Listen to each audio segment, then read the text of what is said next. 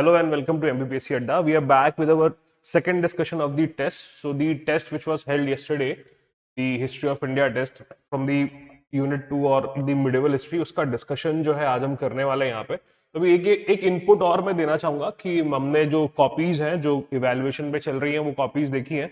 तो आपके जो कंटेंट है उसमें थोड़ी सी जो है वो लैग कई कॉपीज में नजर आई है.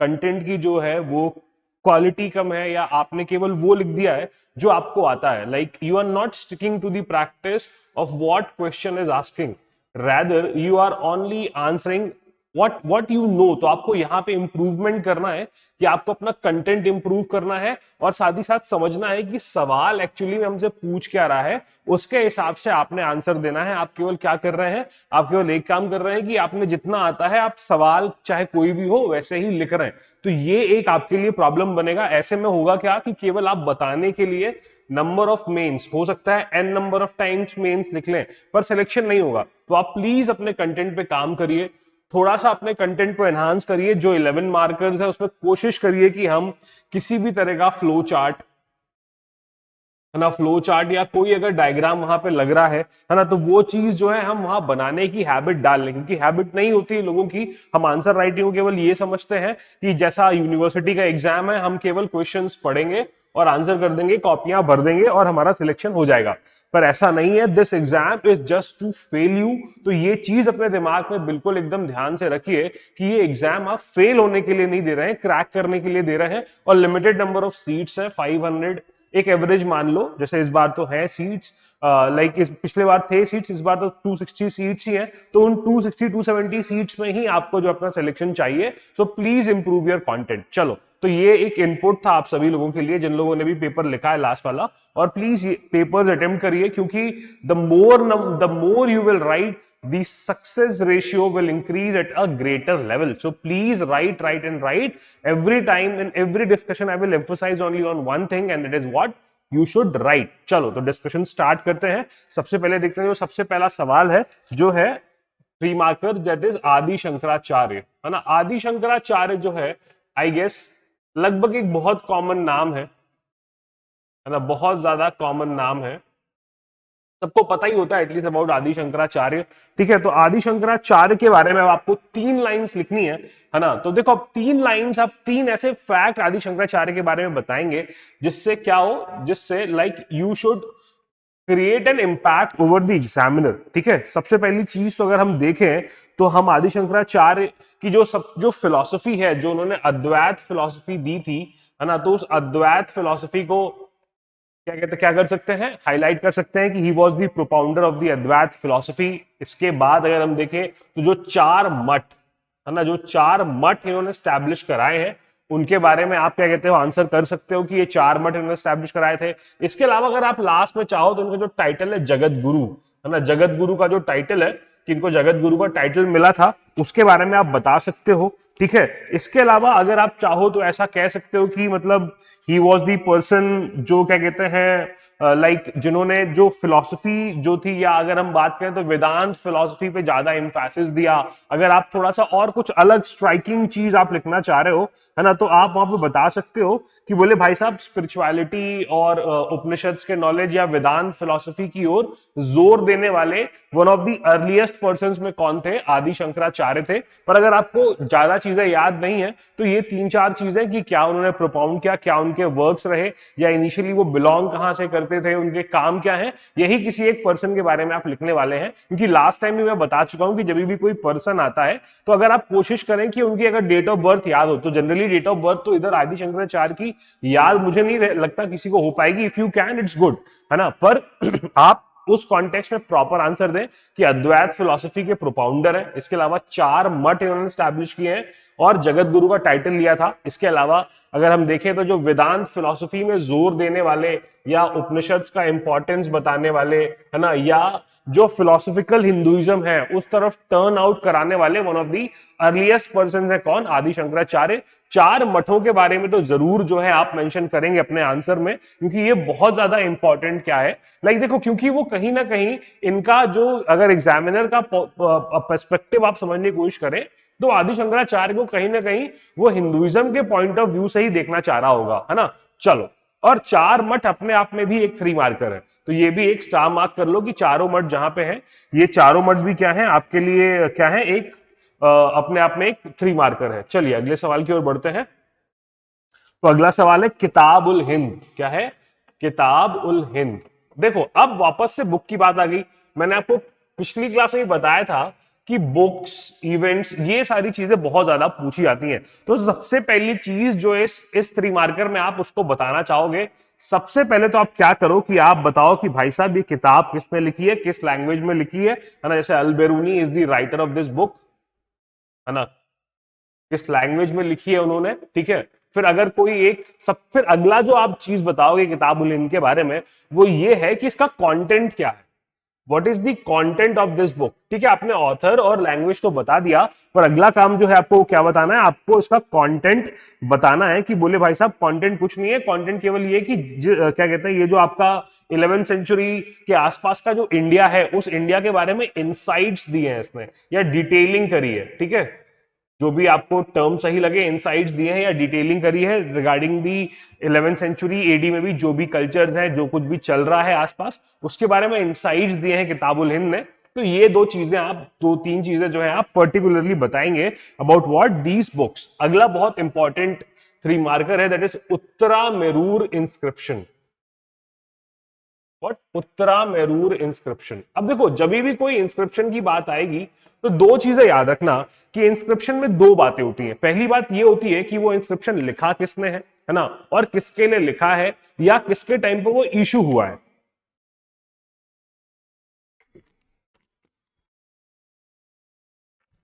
और वो किस चीज को डिटेल कर रहा है, ये दो तीन चीज के बारे में जो है ये अपने को उस 3 मार्कर में बताना है। तो सबसे पहले कि उत्तरा मेरूर जो इंस्क्रिप्शन है वो भाई साहब किसने लिखा है, भाई परांतक चोल या चोलों के टाइम पे लिखा गया है ना। अगर कुछ नहीं याद आ रहा है, परांतक चोल का नाम नहीं याद आ रहा है, इनके टाइम पे समन हुआ था ये, तो अब चोल डायनेस्टी है, it is one of the important what inscriptions of the Chola dynasty. And it details, क्या डिटेल, इसका कंटेंट क्या है, डिटेल कर रहा है ये लोकल सेल्फ गवर्नेंस को। ये तो जरूर, क्योंकि इसका इंपॉर्टेंस ही यही है ना। क्योंकि मेजरली अगर आप देखोगे तो इसका जो आपका उत्तरा मेरूर इंस्क्रिप्शन है, उसका इंपॉर्टेंस ही यही जाता है क्या, कि बोले भाई साहब कहां पे है ये, मतलब भाई साहब ये क्या कर रहा है, तो लोकल सेल्फ गवर्नेंस के बारे में बता रहा है। इसके अलावा अगर आप एक एक्स्ट्रा डिटेल तो ऐड करोगे ही, तो आप बता सकते हो कि चेन्नई के आसपास है ये, इट इज अराउंड चेन्नई, ठीक है। तो ये तीन चीजें जो है आपको बताना है, ठीक। इसके अलावा देखो पहली चीज तो लोकल सेल्फ गवर्नेंस का जो है क्या क्या आना चाहिए, इसका तो मेंशन इस आंसर में आपको करना ही करना है, लोकल सेल्फ गवर्नेंस का, क्योंकि ये बहुत ज्यादा इंपॉर्टेंट है। और उसके अलावा अगर आप चाहो तो ये भी बता सकते हो कि उत्तरा मेरूर इंस्क्रिप्शन में जो है क्या कहते हैं, क्या दो विलेज असेंबली, सभा और उर, इनके बारे में बताया गया है, ठीक है। क्योंकि एक बार जो है सवाल भी आ चुका है regarding the what the local self governance of the Cholas, तो ये अपने आप में एक इंपॉर्टेंट बात है। तो ये चीज आप याद रखिएगा कि ये लोकल सेल्फ गवर्नेंस को क्या कर रहा है, उत्तरा मेरूर इंस्क्रिप्शन डिटेल कर रहा है, ये इंपॉर्टेंट है, ये इंपॉर्टेंट फैक्ट है। अगर लोकेशन याद रख सको तो लोकेशन, और ये सभा और उर, ठीक है। तो ये बातें जो हैं आप बिल्कुल इसके बारे में मेंशन करेंगे, and you will C you will get easy 2.5 marks. Examiner और खुश होगा तो 3 नंबर भी दे सकता है। तो पर कुछ चीजें जो होती हैं, जो मतलब जैसे एक आधी चीजें होती है ना, कि हर एक व्यक्ति की एक डिस्टिंग्विशिंग फीचर होता है उसकी पर्सनालिटी में, अगर आप वो स्पेसिफिकली बता दो, ठीक है, तो that is all good and better. चलो अगले सवाल की ओर बढ़ते हैं। नेक्स्ट क्वेश्चन इज व्हाट, अगला जो सवाल है वो है first battle of Panipat. That is what, first battle of Panipat. अब यहां पे आपसे बिल्कुल वो डेट जो है वो एक्सपेक्ट करेगा, तो यहां पे आप पहले तो डेट बताओगे, क्या डेट थी, बिटवीन और रिजल्ट, ठीक है। ये तीन चीजें आपको बतानी ही बतानी पड़ेंगी किसी भी बैटल पे। अगर आप 3 मार्कर लिख रहे हो तो कब हुआ, किसके बीच हुआ, और रिजल्ट क्या रहा, है ना। तो अगर हम देखें तो ये अप्रैल 21 1526 कब हुआ, ये अप्रैल 21 1526 को हुआ, किससे किसके बीच में हुआ, ये आपको इंपॉर्टेंट याद रखना है। First battle of Panipat was between हुम, बिटवीन बाबर एंड इब्राहिम लोधी। एक इंपॉर्टेंट एक चेंजिंग इवेंट है, ठीक है, बाबर और इब्राहिम लोधी के बीच में ये बैटल हो रहा है। ठीक है, फिर रिजल्ट क्या रहा कि establishment of Mughal dynasty at Delhi. ठीक है, मुगल डायनेस्टी क्या हो गई, दिल्ली में स्टैब्लिश हो गई। तो ये जो है क्या है, ये तीन बातें जो है आप याद रखेंगे, what regarding what the first battle of Panipat, है ना। ये इस पर्सपेक्टिव में, और किसी बैटल को कैसे आंसर करना है तो उसका पर्सपेक्टिव सिंपल सा रखना, डेट रखो, बिटवीन रखो, और रिजल्ट बता दो उसका कि किसके किसके क्या रिजल्ट उसका रहा, क्योंकि एग्जामिनर भी जनरली आपसे वही पूछना चाहेगा। देखो अब अगला जो क्वेश्चन है, who destroyed the temple of Somnath. ठीक है, सोमनाथ का टेंपल किसने डिस्ट्रॉय किया था? अगर आप यहां चाहो तो वन वर्ड आंसर भी कर सकते हो, that is what, Mahmud Ghaznavi या महमूद ऑफ गजनी। ठीक है, सिंपल सी बातें जो है आप कर सकते हो रिगार्डिंग महमूद ऑफ गज, अबाउट व्हाट, गजनी। अगर महमूद ऑफ गजनी आ जाए तो आप बता सकते हो कि रूलर ऑफ गजनी, गजनी का रूलर था, led around 17 raids in India, 17 raids in India, and he what he did, he raided Somnath. अगर ये इसके बारे में आ जाए रिगार्डिंग महमूद गजनी, तो आप बता सकते हो कि बोले भाई साहब ये कहानी है महमूद गजनी के बारे में। आप ये तीन एक फैक्ट्स डाल सकते हो, पर इसमें इस केस में आप सिंगल वर्ड आंसर भी कर सकते हो, क्या, अबाउट व्हाट, महमूद गजनी। तो महमूद गजनी ने सोमनाथ टेम्पल को प्लंडर किया, वहां की जो पूरे टेम्पल को तोड़ दिया, बहुत ज्यादा वेल्थ ले गया। कहते हैं वो इतनी वेल्थ ले गया था कि अराउंड 3 इयर्स तक टैक्स फ्री कर दिया गया था किसको, गजनी को, ऐसा राइटर्स लिखते हैं। ठीक है, तो वो 3 साल तक गजनी टैक्स फ्री हो गया था। और साथ ही साथ कहते हैं कि मेन श्राइन की जो श्राइन था उसको उसने तोड़वा दिया था, वो उसको अपने साथ ले गया था। और जो वहां पे जो मॉस्क था गजनी में, उसके बाहर जो है उसने जो है उनको उन टुकड़ों को डलवा दिया था, ऐसा इतिहासकार कहते हैं। ठीक है, उस वक्त तो हम सब थे नहीं, तो एग्जैक्टली मतलब कह नहीं सकते, पर इतिहासकार ऐसा कुछ चीजें बताते हैं। तो आप याद रखिएगा महमूद ऑफ गजनी। अगर महमूद ऑफ गजनी के बारे में बातें हैं तो ये तीन बातें आप याद रख सकते हैं। इसके अलावा अगर बैटल्स ऑफ महमूद गजनी आ जाए, है ना, तो आप बिल्कुल याद रखिएगा कि दो इसने जो तीन इंपॉर्टेंट तीन लोगों के साथ बैटल लड़े हैं, जयपाल, आनंदपाल और एक चंदेल रूलर है, उनके साथ उसने बैटल लड़े थे, है ना। तो ये बात चीजें जो है आप याद रखेंगे अगर in case battles of Mahmud Ghazni आ जाए। ठीक है, चलिए, तो आई होप आपको अब हिंट्स क्लियर हो गई होंगी, है ना। अगले सवाल की ओर बढ़ते हैं। अगला सवाल है अबाउट बलबन, है ना, अबाउट हुम, बलबन। बलबन, अब बलबन के बारे में तीन बातें जहां आपको बतानी है, तो आप सबसे पहली चीज, अगर आप देखो, अगर आप लिख दोगे फुल नेम गयासुद्दीन बलबन, तो वो थोड़ा सा वोक सा साउंड करेगा, एग्जामिनर पे उतना जो है इंपैक्ट नहीं डालेगा। तो आप क्या डाल सकते हो कि बोले भाई साहब बलबन वॉज व्हाट, या बलबन, अगर सबसे पहले तो आपको बलबन के बारे में बताना पड़ेगा, बलबन था कौन। तो क्या आप किंग ऑफ स्लेव डायनेस्टी या रूलर ऑफ स्लेव डायनेस्टी था ये बलबन। ठीक है,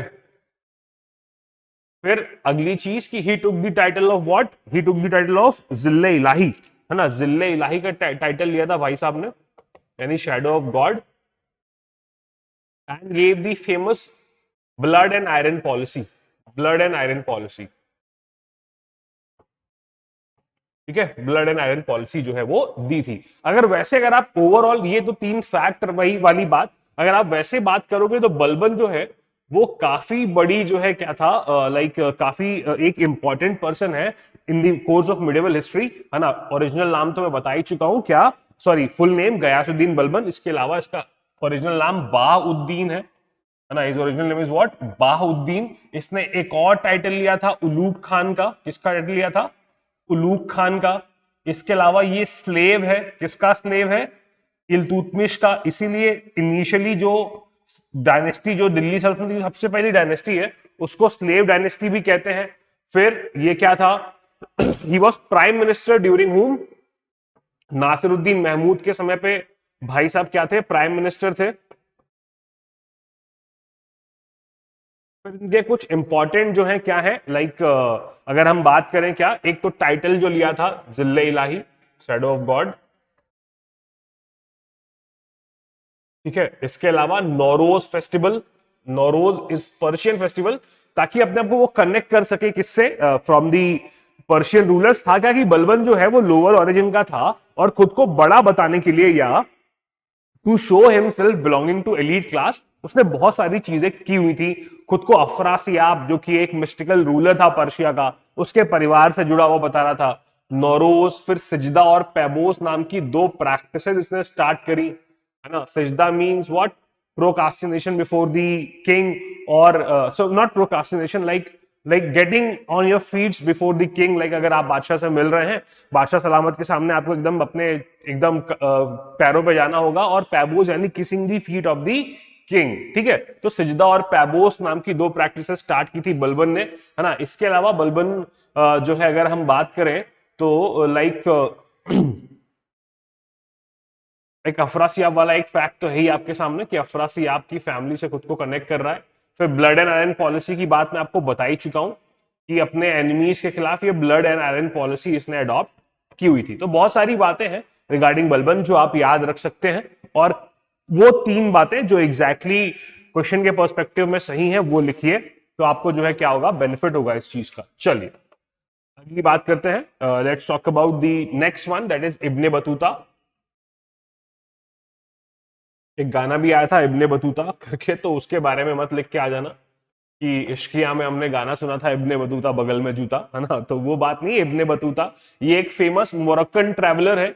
ये बात तो आपको बिल्कुल जो है बिल्कुल नहीं भूलनी है कि ये एक मोरक्कन ट्रैवलर है, ठीक है। इसके अलावा आप बताइए किसके टाइम पे, तो एमबीटी या मोहम्मद बिन तुगलक, या जिसको फूल्स प्रिंस भी कहा गया है, उसके टाइम पे आए थे ये। फिर उन्होंने एक अकाउंट लिखा है, बहुत ही ब्यूटीफुल अकाउंट लिखा है अपनी किसका, अपनी जो वॉयेजेस हैं उनका, तो रहला नाम से है वो। इसके अलावा आप ये भी बता सकते हैं कि ये दिल्ली के काजी के पद पे भी नियुक्त किया था मोहम्मद बिन तुगलक ने इनको, ठीक है।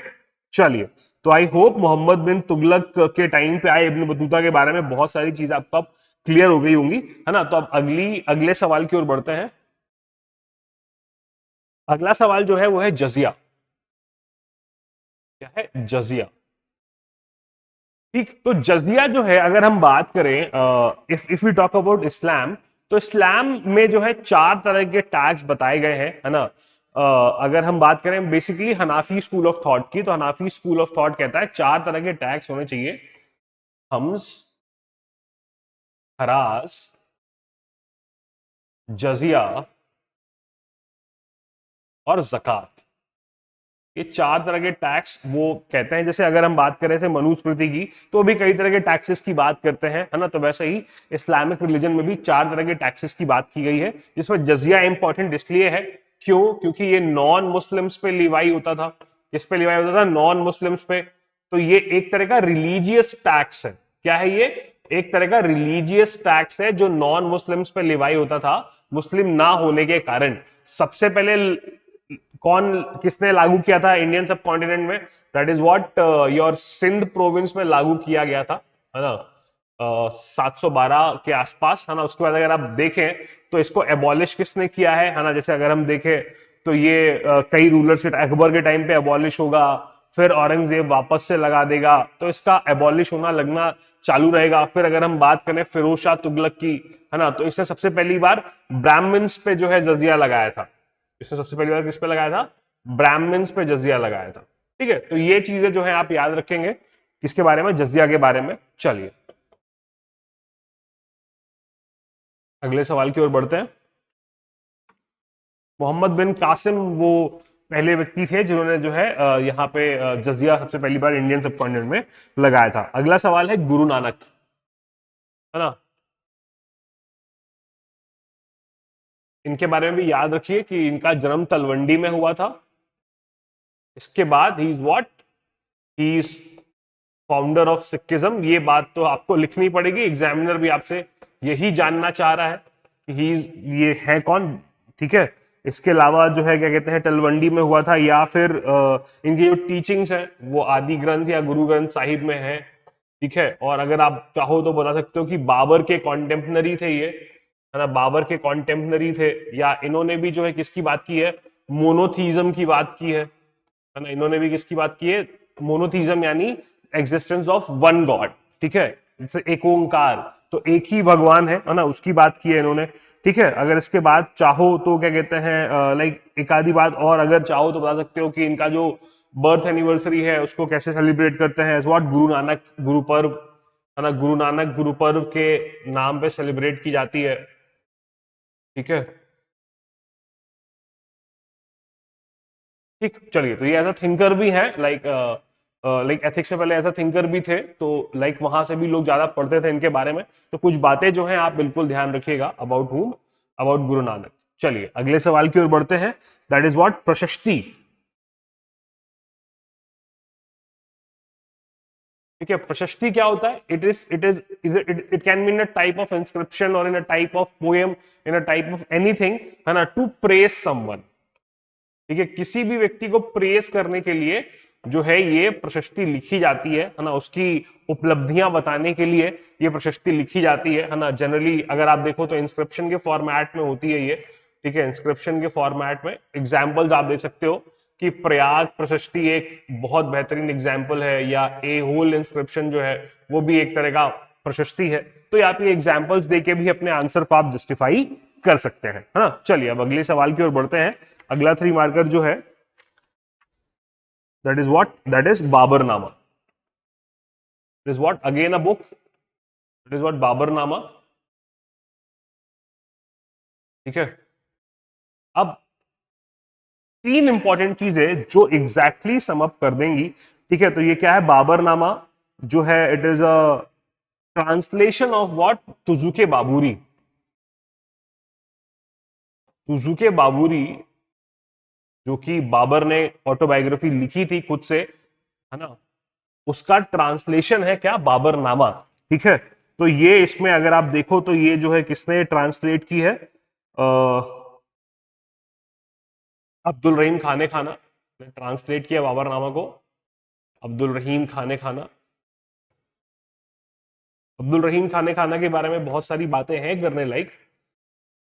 कभी हम फिर क्लासेस में बात करेंगे, जब कभी डिस्कशन ऑफ पॉइंट बनेंगे अब्दुल रहीम खाने खाना, तो हम बिल्कुल बात करेंगे अब्दुल रहीम खाने खाना की। ठीक है, और इसमें बेसिकली इसका सब्जेक्ट क्या है वो तो लिखना ही पड़ेगा, वो है उसकी फेलियर्स और उसके सक्सेस जो भी हैं उनको डिटेल करती है कौन, आपकी बाबरनामा। ठीक है, चलिए अगले सवाल की ओर बढ़ते हैं। तो the next question is battle of Buxar, again a very important battle. कि वही 3 चीजें जो मैं आपको बता चुका हूं पहले भी। सबसे पहली चीज तो आप डेट लिखोगे, इसके बीच में हुआ ये लिखोगे, फिर बैटल ऑफ बक्सर का तो बहुत ज्यादा इंपॉर्टेंस है, तो इसका जो भी रिजल्ट रहा वो आप लिखोगे। ठीक है, ये 3 चीजें आपको जरूर लिखनी है। तो battle of Buxar is a very important battle. ये कब हुआ, ये 22 अक्टूबर 1764। इसका किसके बीच में, बिटवीन अ ट्रिपल अलायंस, 3 लोगों की अलायंस थी, एंड ब्रिटिश, ब्रिटिश आर्मी को कमांड कर रहे हैं हेक्टर मुनरो। ये एक इंपॉर्टेंट प्रीलिम्स के हिसाब से भी फैक्ट है। यहाँ पे आपको देखने को मिलेंगे शाह आलम सेकंड, आपको देखने को मिलेगा, है ना, Mir, like you will C, like you can, Shujauddaula the Nawab of Awadh, और बंगाल के नवाब। ये 3 लोग जो है आपको देखने को मिलेंगे इधर से। 3 ट्रिपल अलायंस है ये। ठीक है, triple alliance versus whom, versus Hector Munro. और रिजल्ट क्या था कि British became virtual masters of India, है ना, या British became what, virtual masters of India, और they got Bengal in their control. या रिजल्ट अगर चाहो तो ट्रिटी ऑफ इलाहाबाद भी लिख सकते हो, क्योंकि ट्रिटी ऑफ इलाहाबाद से एंड हुआ था ये। ट्रिटी ऑफ इलाहाबाद अपने आप में भी एक 3 मार्कर है ना। 1765 की ट्रिटी ऑफ इलाहाबाद 2 लोगों के साथ होती है। ठीक है, तो ये भी अपने आप में क्या है, एक 3 मार्कर है। तो इस हिसाब से आप जो है इस बैटल को आंसर कर देंगे। चलिए अगले सवाल की ओर बढ़ते हैं। ठीक है, अगला है दीन इलाही।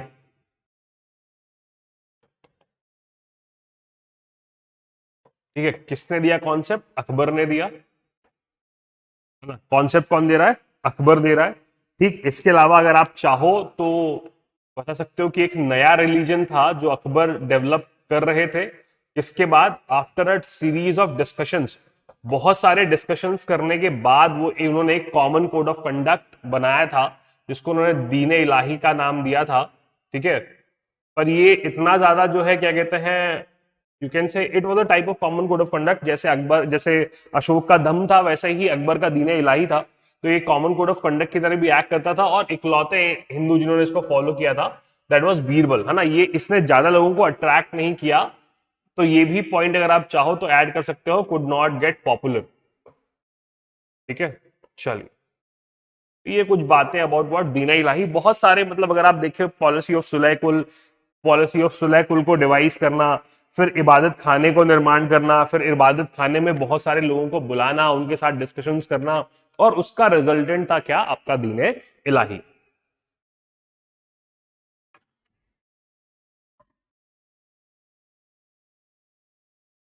चलिए अगले सवाल की ओर बढ़ते हैं। Let's move towards the next question. अगला क्वेश्चन जो है दैट इज कुतुबुद्दीन ऐबक।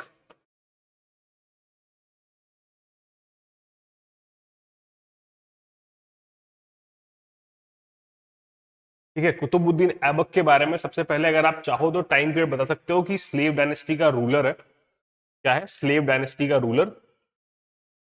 1206 से लेके 1210 तक जो है ये गद्दी पर रहे। ठीक है, इसके अलावा बता सकते हो कि उनको लाख बख्श भी कहा जाता है। What is he known as, Lakh Bakhsh. ठीक है, फिर like he died while playing polo, या चौगान खेलते हुए इनकी डेथ हो गई। अगर आप चाहो तो दो जो फेमस मॉस्क हैं, 2.5 दिन का झोपड़ा,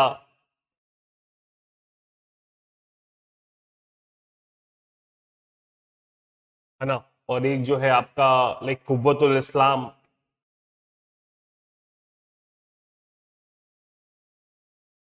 इसके बारे में बता सकते हो। या साथ ही साथ कुतुब मीनार का भी इन्होंने जो है कंस्ट्रक्शन स्टार्ट किया था on the honour of the famous Sufi saint Khwaja Qutbuddin Bakhtiyar Kaki. तो ये कुछ बातें हैं जो आप मार्क कर सकते हो अबाउट हुम, अबाउट कुतुबुद्दीन ऐबक। चलो अगली बात करते हैं, जो नेक्स्ट है that is Harihar. Next is what, Harihar first. ठीक है, सबसे पहली चीज तो इनके बारे में जो आपको एग्जामिनर को बतानी है कि ये फाउंडर है इसके विजयनगर अंपायर के।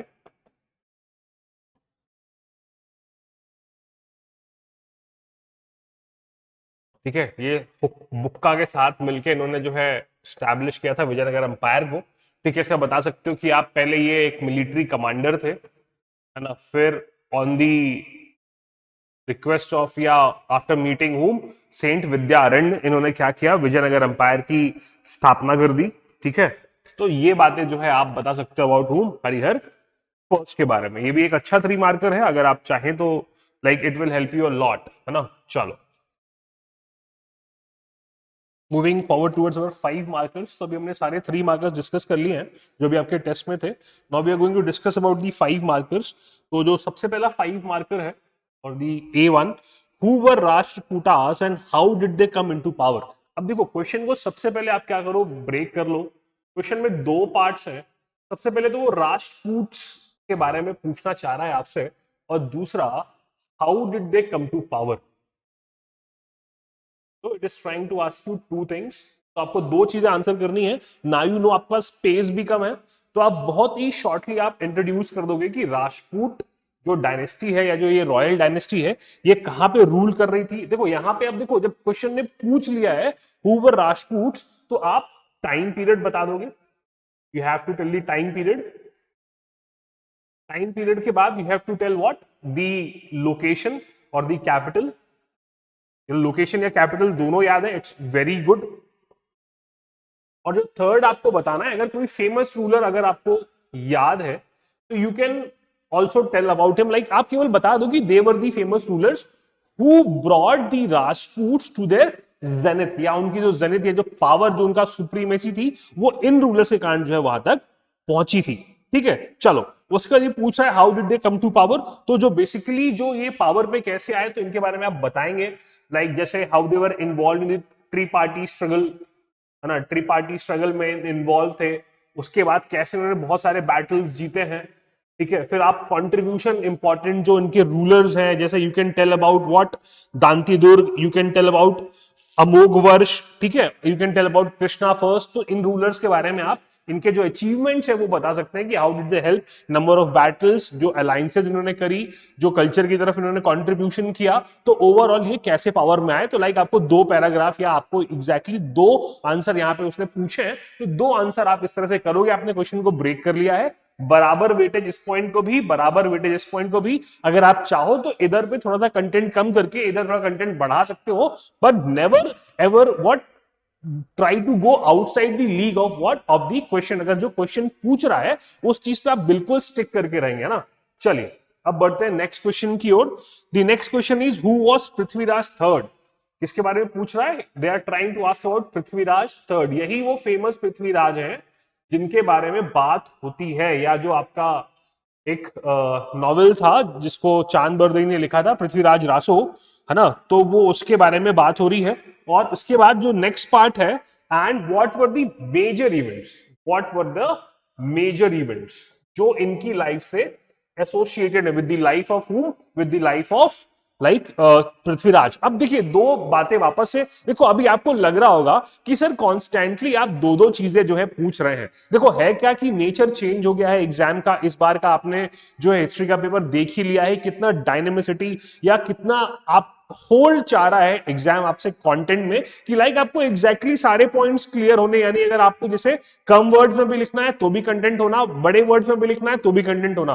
देखो क्या होता है कि कंटेंट आपके पास कम ही होता है, इंडिविजुअली आप उसको 11 मार्कर या जो पहले 15 मार्कर हुआ करता था उसमें आप एक्सपैंड ही कर रहे थे। तो बस अब आपके पास जो कॉन्सोलिडेटेड कंटेंट है, बस उसी कंटेंट को आपने क्या करना है, लिख देना है। तो सबसे पहले आप बता दीजिए कि पृथ्वीराज थर्ड जो है ये चौहान या जो चाहमान डायनेस्टी है उसके रूलर थे, ठीक है। इनकी कैपिटल कहां पे थी, ठीक है, ये दो बातें। और ये फेमस, बहुत ज्यादा फेमस रूलर थे, ठीक। ये इतनी सारी बातें, या आप बता दें कि ये बहुत फेमस है किसके लिए, with his conquest with Mohammad Ghori, Mohammad गोरी के अगेंस्ट जो इनकी प्रॉब्लम्स थी उसके लिए बहुत ज्यादा फेमस थे। इतिहास इसीलिए याद भी रखता है। और अगर चाहो तो एक आधी दो चीजें जो उन्होंने बनवाई हुई हैं, किसने, पृथ्वीराज चौहान ने, ठीक है, वो बता सकते हो, या बता सकते हो कि चांद बरदई के जो क्या कहते हैं नोवेल है या जो बुक है जिसको पृथ्वीराज रासो कहते हैं, उससे बहुत ज्यादा इंफॉर्मेशन मिलती है।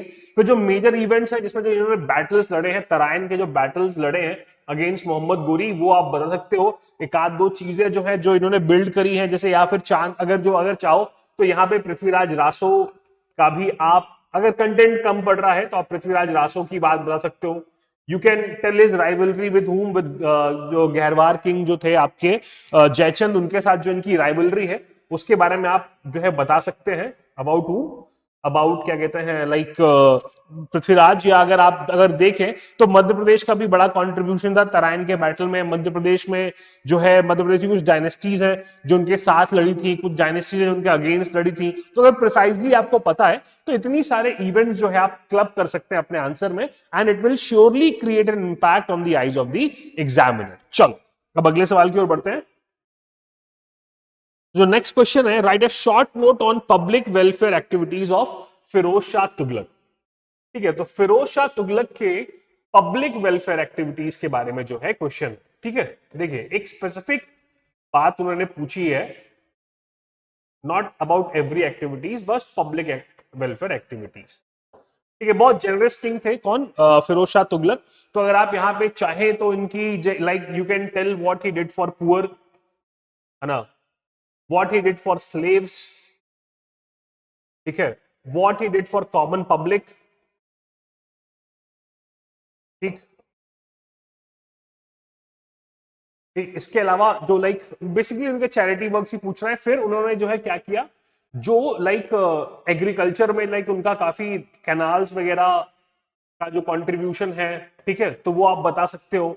ठीक है, फिर अगर टैक्सेशन वगैरह कहीं पे कम किया है, टैक्सेशन वगैरह कहीं पे बढ़ाया है, तो वो सारी चीजें जो है अलग अलग डायमेंशंस खोल करके, जैसे उन्होंने फॉर व्हाट मिलिट्री के लिए भी जो हेरिडिटरी सिस्टम है उसको अडॉप्ट किया था, वो भी एक वेलफेयर एक्टिविटी अगर हम देखें इन अदर टर्म्स तो कह सकते हैं। एग्जैक्टली देखो कोई भी चीज ऐसे तो लिख करके नहीं आएगी, थोड़ा बहुत तुमको एड ऑन तो करना ही पड़ता है। तो वैसे ही हम एड ऑन कर सकते हैं कि जैसे जो कुछ थोड़ा बहुत जो हेरिडिटरी सिस्टम है, दीवाने बंदगान का जो सेलिब्रेशन को जो उन्होंने खोला था, दारुल शफा खोला था, है ना, दीवाने खैरात, जो एग्जैक्टली आप ये जो डिपार्टमेंट है ना, जो भी जैसे मैंने डिपार्टमेंट्स के नाम लिए कि दीवाने बंदगान, है ना, दीवाने बंदगान ये बना रहे हैं,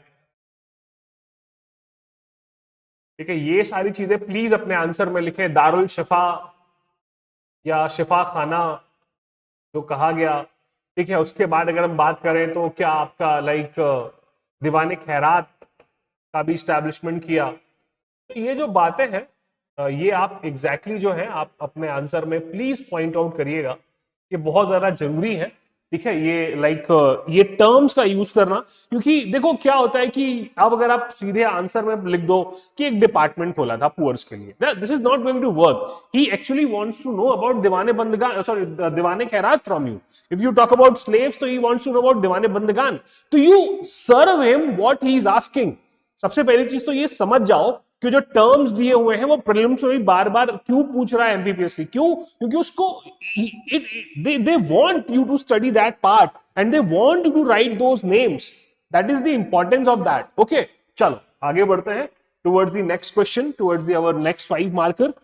जो next 5 marker है, it is about the tri-party struggle, कि who were the parties involved and what was the reason behind the famous tri-party struggle. ठीक है, so it is trying to ask you about the famous tri-party struggle.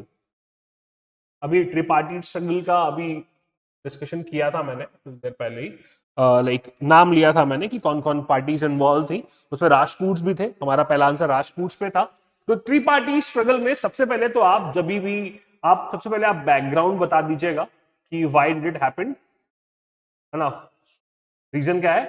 Kannauj की supremacy, ठीक है. फिर parties involve,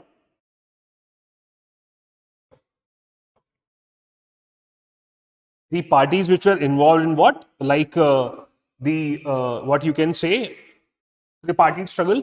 और जो third और important चीज है, what you can say is you can tell about the result of what, the result of the tripartite struggle.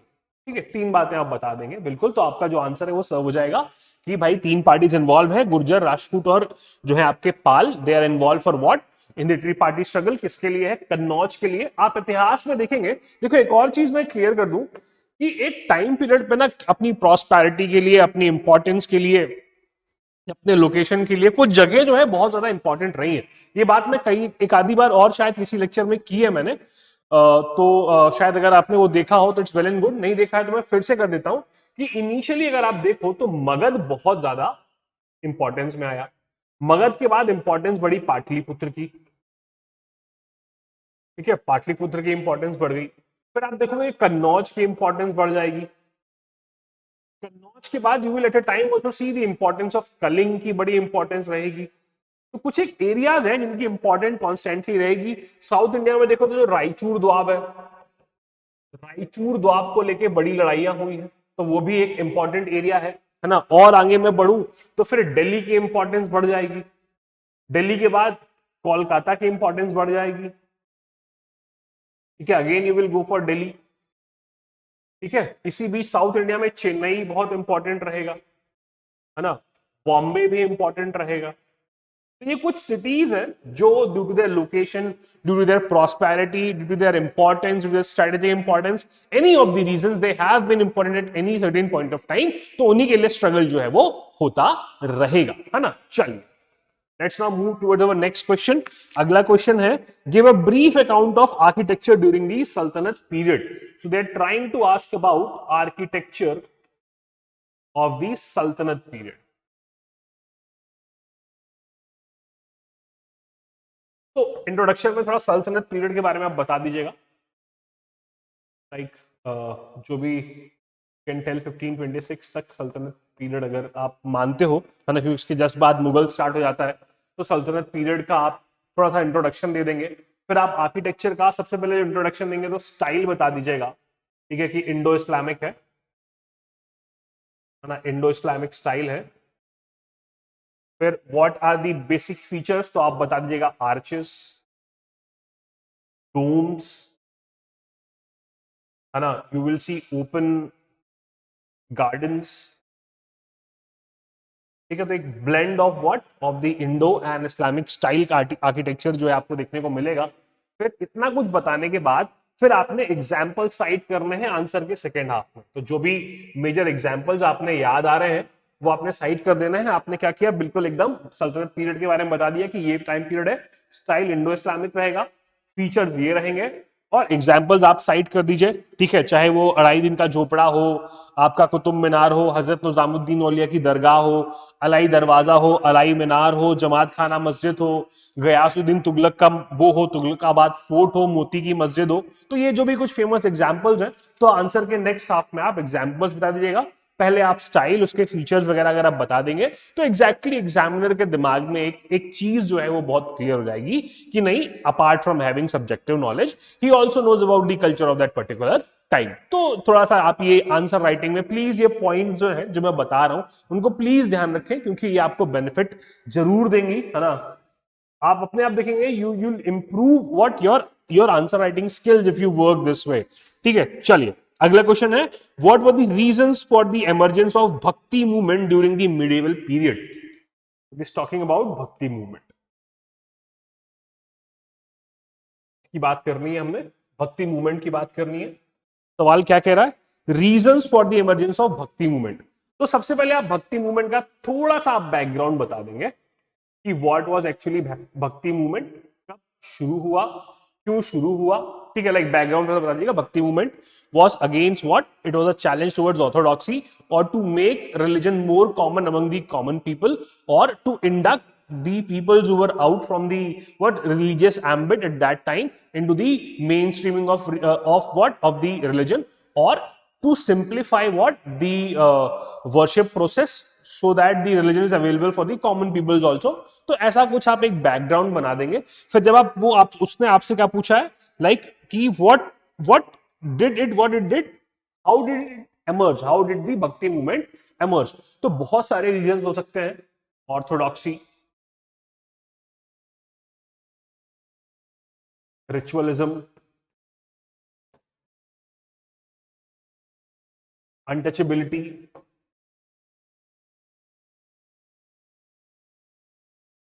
Use of Sanskrit, क्योंकि Sanskrit was the god's own language, सबको संस्कृत का नॉलेज नहीं था। ठीक है, तो ये चीजें, फिर कॉम्प्लेक्स नेचर, कॉम्प्लेक्सिटी जो है अराउंड में, you can detail the complexities which are अलग अलग हेड्स, अलग अलग हेडिंग्स बना करके आप 5 से 6 पॉइंट्स जो है इसमें आपने डालने हैं। ठीक है, फिर like you can tell about what the role of what you can say various reformers, जो बहुत सारे रिफॉर्मर्स रहे, शंकराचार्य रहे, तुकाराम रहे, रामदास थे, है ना। So you can Mirabai, Tulsidas, so you can tell about what the contribution of these reformers, how did they what, how did they like challenge the existing order, and they transformed this bhakti movement as a mighty popular event। so you can now get exactly what you have to do, you have got what the points। देखो एक और चीज होती है कि इतनी सारी चीजें याद रखने से अच्छा है कि आप जो है की पॉइंट्स बना लें, है ना। जहां पे भी आपने अपने नोट्स बना रखे हैं वहां पे आप की पॉइंट्स जो है वो अपने आप हाईलाइट कर सकते हैं या आप उन पे बॉक्स कर सकते हैं। So what happens is actually when you go for revision, so you know exactly the key points. तो वो की पॉइंट्स क्या होते हैं, कई बार 3 मार्कर्स के फॉर्मेट में काम करते हैं, कई बार they help you to what revise that particular content, like you can say once in a while, like if you go for an for a 3 hour stretch of reading on history and you only read these key points while reading the questions or while reading the context, so you it will be a great ease for you while going through this, है ना। चलिए let's now move towards the next question। Next question is what, throw light on literary contributions of Saint Tulsidas। so it's asking about the contributions of Saint Tulsidas। तो थोड़ा सा आप introduction दे दीजिए Saint Tulsidas का, Y is he famous. तो beginning में आप introduction दे सकते हैं अबाउट तुलसीदास। ठीक है, उसके बाद आप इनके वर्क्स को 2 पार्ट में जो है क्लब कर देंगे। in 2 parts you are going to divide the works। first is the Avadhi works and second is the Braj works। 2 मोटे पॉइंट्स में आपने डिवाइड कर दिया, है ना। अवधि वर्क्स में you can just tell about Ramcharitmanas. can if you have space you can elaborate them line one। then you can tell about Parvati Mangal, whatever three books from each side, or whatever you can give description about। like in Braj you can tell about Krishna Geetavali, बाकी hints में दी हुई है, so you can put it from there, वहां से आप उठा लीजिए। तो आप इस फॉर्मेट में 2 अलग अलग पार्ट्स में आप डिवाइड करके क्या कहते हैं संत तुलसीदास के वर्क्स को, now you can elaborate it. Apart from that last में आप जो उनके कुछ अपेंडिक्स वर्क्स हैं, जैसे हनुमान चालीसा, हम हनुमान अष्टक, हनुमान बाहुक, तुलसी सतसई। तो ये जो चार उनके यू कैन से जो कॉम्प्लीमेंट्री वर्क्स हैं वो उनको आप लास्ट में बता सकते हैं फ्रॉम दीज अवधि एंड अपार्ट फ्रॉम दीज अवधि एंड ब्रज वर्क्स। तो आई होप अब आपको अभी एग्जैक्टली क्लियर हो गया है कि इस आंसर की अप्रोच आपने कैसी रखनी थी। ठीक है, चलिए let's now move towards our next question. Next question is discuss the policies and social reforms during the reign of Akbar. So what they are talking about Akbar. Question is about Akbar. दो चीजें पूछी हैं, एक अकबर की policy पूछी है, क्या उनकी मेजर पॉलिसी रही है, दूसरी व्हाट सोशल रिफॉर्म्स उन्होंने जो की हैं। तो दो चीजें जो हैं वो एग्जामिनर आपसे पूछ रहा है। तो दो चीजें पॉलिसीज, तो सबसे पहले जो उनकी राजपूत पॉलिसी थी, फिर जो उनका लाइक टैक्सेशन सिस्टम था, लाइक जो टोडरमल ने आपकी व्यवस्था डिवाइस की थी, तीसरा you can tell about the mansabdari system,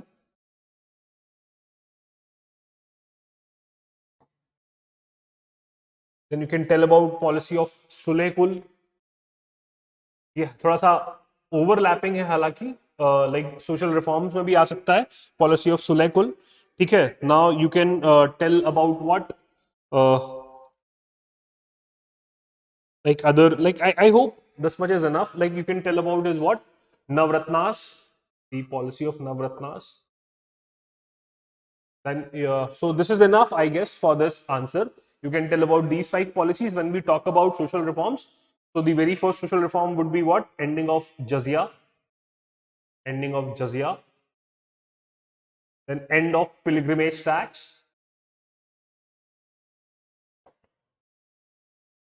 pilgrimage tax and किया था, या तीर्थ यात्रा महसूल जो उन्होंने एंड किया था। फिर like release of war prisoners, ये भी एक अच्छा काम था अकबर का। Then you can tell about his religious intolerance policy, जो उनकी इनटॉलरेंट जो सॉरी टॉलरेंट पॉलिसी थी टुवर्ड्स अदर रिलीजन्स आल्सो, थोड़े से टॉलरेंट थे ये। Can tell about that also, है ना।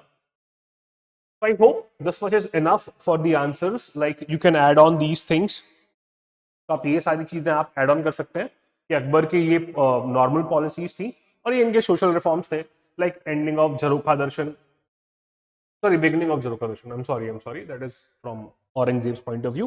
तो ये सारी बातें जो है आप बता सकते हैं in Akbar his policies and social reforms. I hope जितनी स्पेस है आपके पास, तो इतने सारे पॉइंट्स में अगर आप इसमें से लाइक इधर 4-5 इधर 2-3 याद रख पाते हो, तो I guess 8 to 9 points are suffice in this case. Okay, चलो let's now move towards the next question.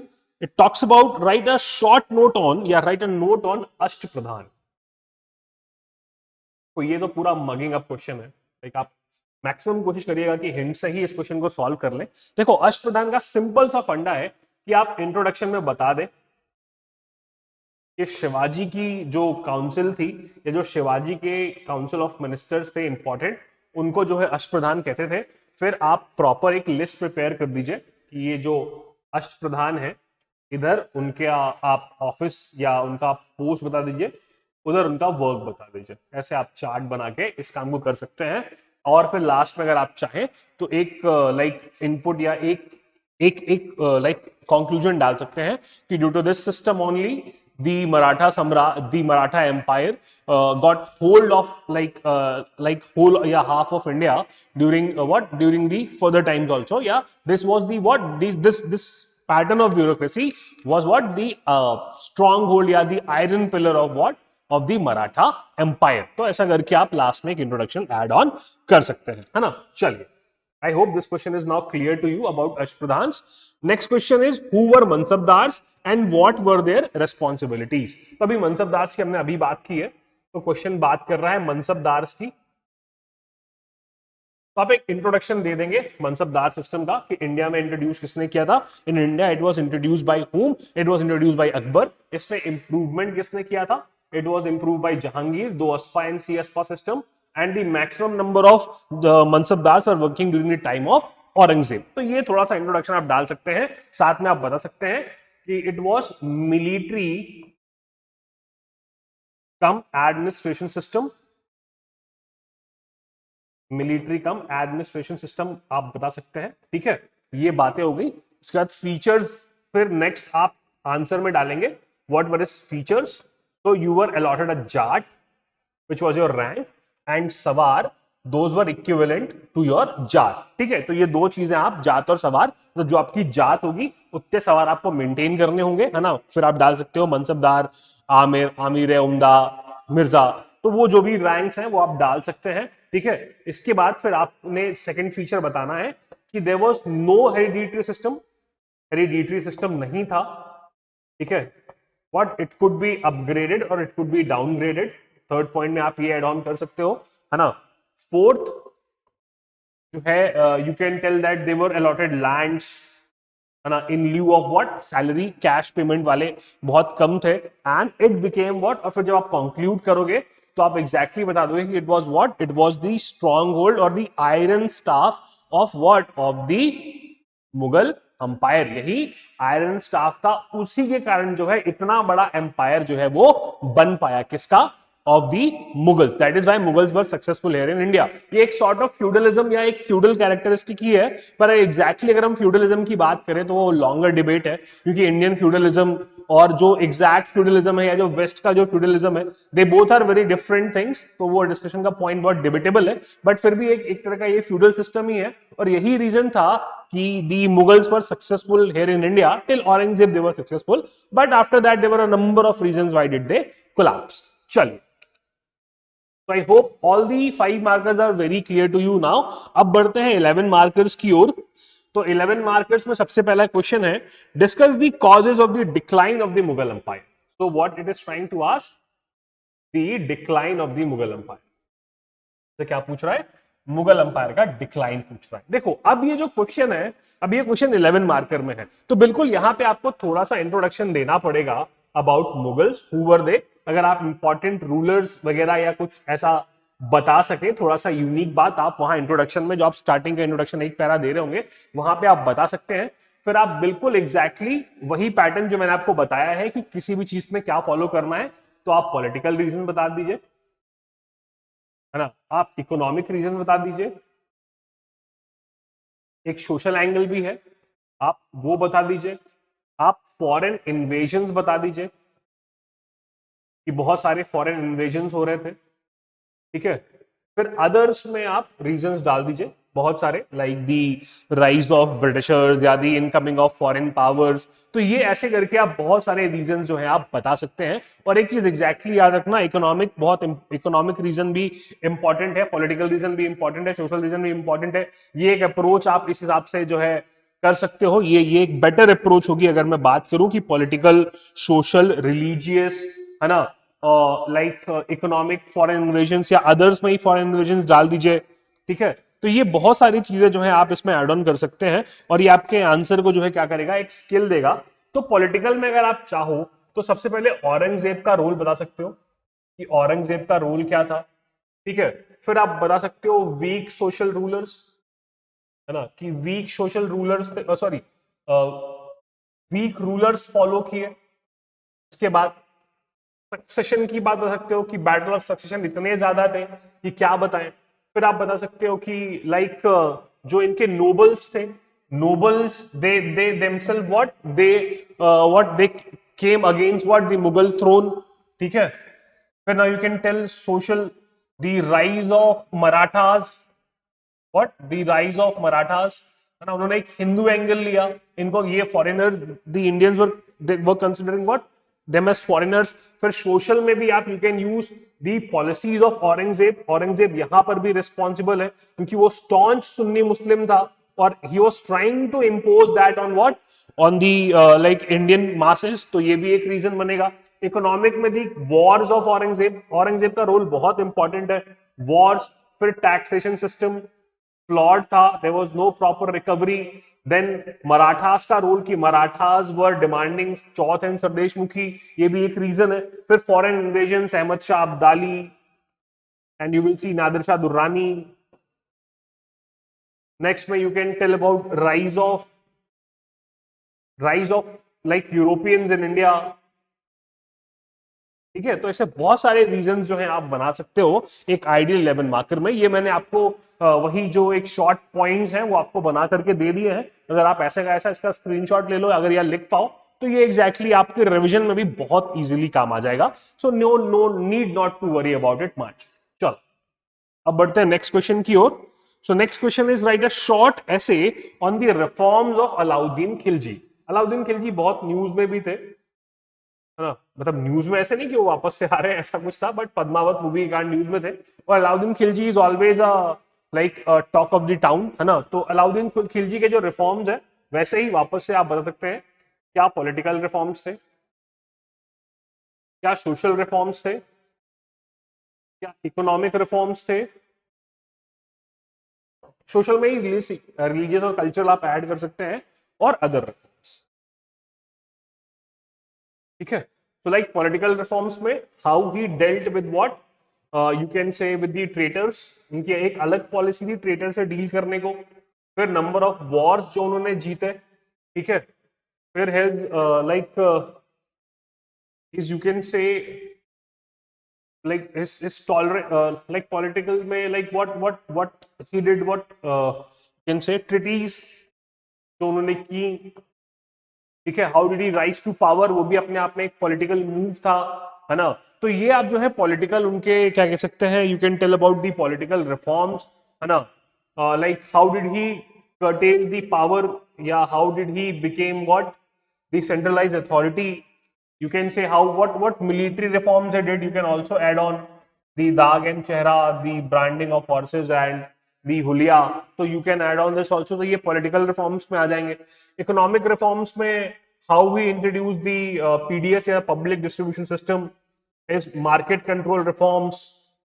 You can talk about his market control reforms, है ना, जो भी इन्होंने मार्केट कंट्रोल रिफॉर्म्स या प्राइस कंट्रोल मैकेनिज्म लेकर के आए थे।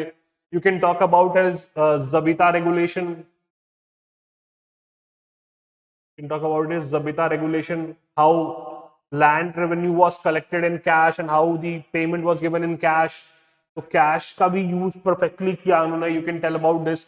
Like in social reforms, you can tell him that that he separated what religion from the religion and kingdom. He separated the religion from kingship.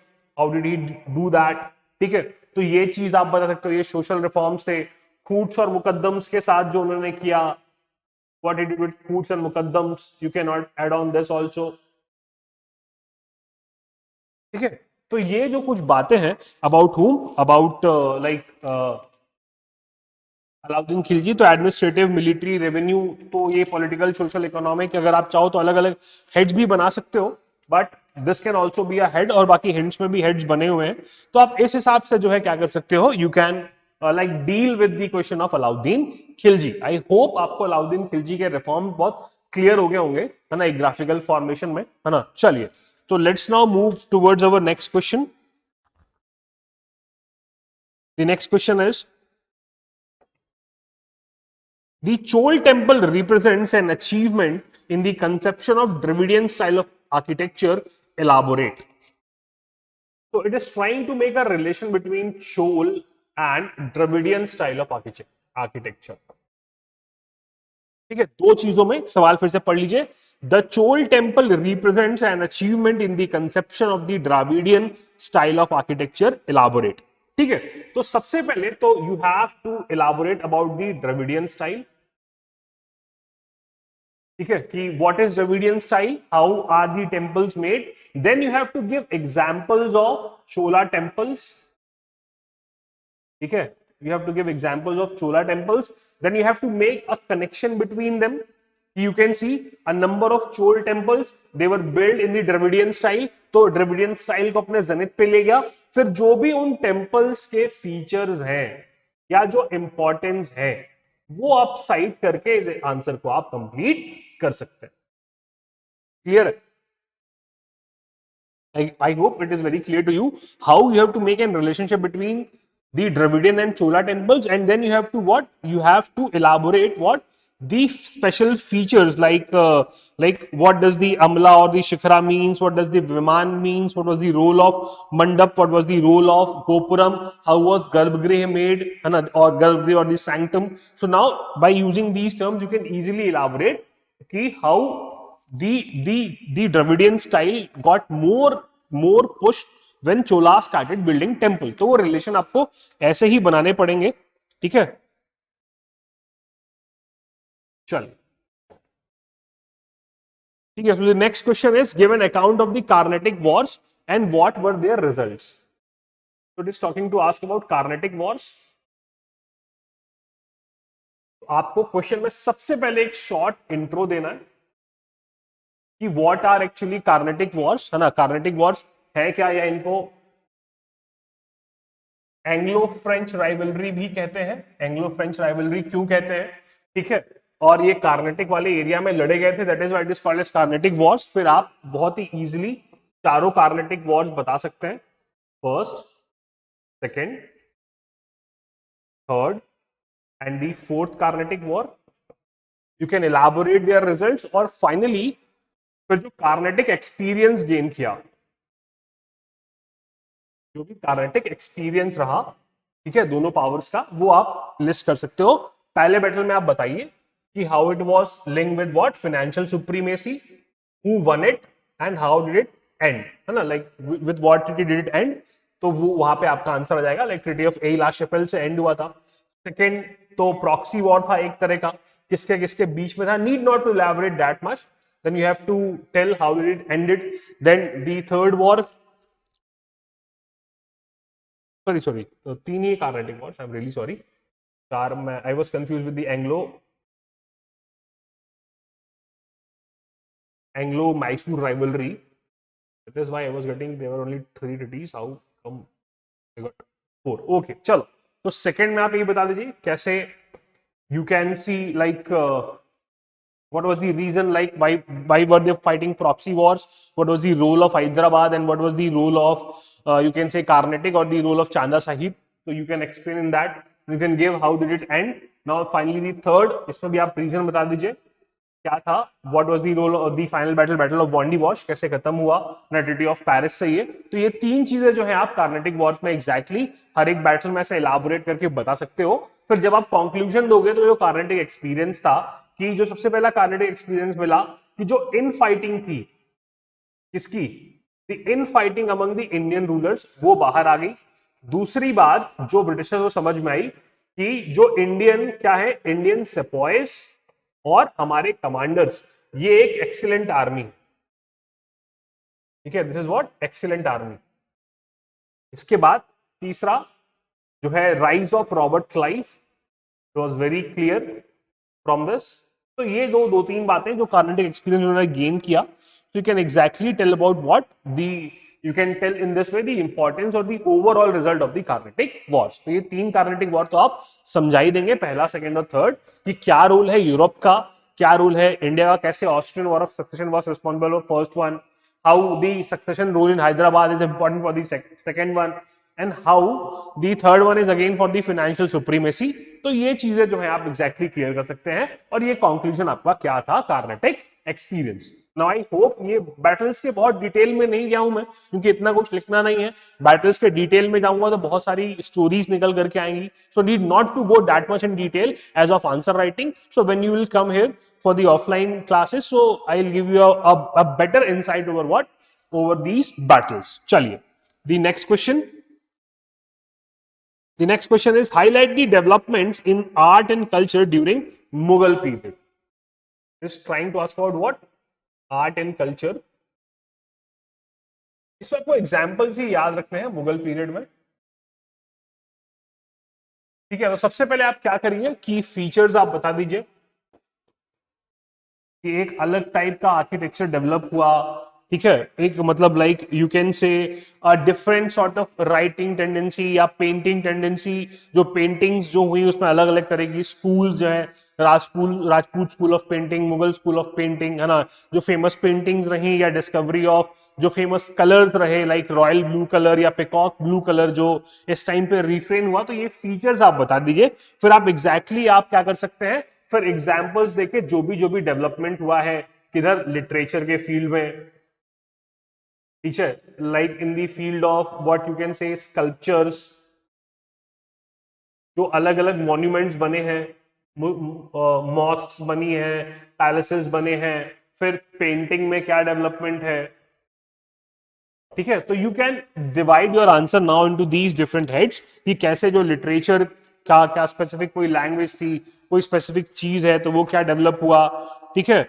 फिर examples आपको site करते जाना है, उनके साथ साथ क्या बताते हुए आपको लाइक क्या करना है, आपको एग्जाम्पल्स देने हैं और ये अलग अलग हेड। जैसे अगर लिटरेचर की बात करूं तो जो भी लिटरेचर डेवलप हुआ, लाइक यू कैन से जो जैसे बाबर नामा है ना, अकबर नामा है, हुमायूं नामा है, और बहुत सारी बुक्स लिखी गई जैसे रामचरितमानस लिखी गई है ना, ऐसी बहुत सारी बुक्स। या जैसे लाइक अगर क्रिएशन हुआ किसका, लाइक ताजमहल का, मोती की मस्जिद का, या बीबी का मकबरा, तो ये जो कुछ भी है आपको इसी टाइम को जो है आपको इसी आंसर में डिफरेंट डिफरेंट एड्स में विद एग्जांपल्स आपको इलाबोरेट कर देना है। हिंट्स जो है वो हिंट्स में जो है सारी चीजें दी हुई है, so you can take up from there, ठीक है। वहां से आप जो है ये अलग अलग जो फील्ड्स में जो डेवलपमेंट हुआ है you can take it up from there और फिर आप अपने आंसर को लिख सकते हो। बट स्टार्टिंग आप क्या करोगे, फीचर्स से, जो भी डिस्टिंग्विशिंग फीचर्स हैं कि Mughal style of architecture develop हुआ, उसमें बड़े बड़े आर्चेस, फॉल्स आर्चेस, या यूज ऑफ पिएट्रा ड्यूरा ये आपको देखने को मिला, है ना। उसके अलावा use of precious stones in buildings, या यूज ऑफ व्हाइट मार्बल्स, या ऐसी जो है, या डेडिकेशन वाले, या नंबर ऑफ माउसोलेम्स। तो जो भी एक स्पेसिफिक जो कैरेक्टरिस्टिक्स रहा, जैसे पेंटिंग्स, तो paintings are what like full of what you can say the discourses during the दरबार, या लाइक दी रॉयल दरबार, और the pictures of kings with his queens, or the pictures of harems, or the king killing the king in war, या bravery। तो ये जो अलग अलग तरह का डेवलपमेंट हुआ, या जैसे म्यूजिक में डेवलपमेंट हुआ कि बैलाड्स जो है वो लाइक नंबर ऑफ रागास, या जो म्यूजिक में जो हीरोइज्म है, फेनेटिज्म है, ये वाला एंगल एड ऑन हो गया। तो ये फीचर्स आप बता करके फिर आप ऐसे ऐसे कर सकते हो कि ये डेवलपमेंट इन फील्ड्स में हुआ। और अगर आपको नहीं सही लग रहा है, कि आपको लगता है कि इस फील्ड में सही नहीं लगेगा, थोड़ा सा और प्रिसाइज होना चाह रहे हो, तो you can adopt a different method also. Like अगर आप क्या कर सकते हो कि अकबर के टाइम पे क्या हुआ, जहांगीर के टाइम पे क्या हुआ, है ना, like you can add on Humayun के टाइम पे क्या हुआ, शाहजहां के टाइम पे क्या हुआ, औरंगजेब के टाइम पे क्या हुआ, और लेटर मुगल्स के टाइम पे अगर कुछ हुआ है तो वो आप एड ऑन करके इस तरह से भी कर सकते हो। But don't forget to add on features. पहले आपको फीचर्स इंट्रोडक्शन में बताने होंगे, आपको एक पैराग्राफ प्रॉपर फीचर्स को देना होगा, या 8-10 लाइन आप फीचर्स को देंगे। उसके बाद फिर आप अगले जो है पैराग्राफ या अगले पेज से you can see tell about the developments. So I hope the explanations are very much clear to you. If in case you have any doubt, you can visit our offline center where I will be available to solve your doubts. Till then, all the best. Take care and thank you.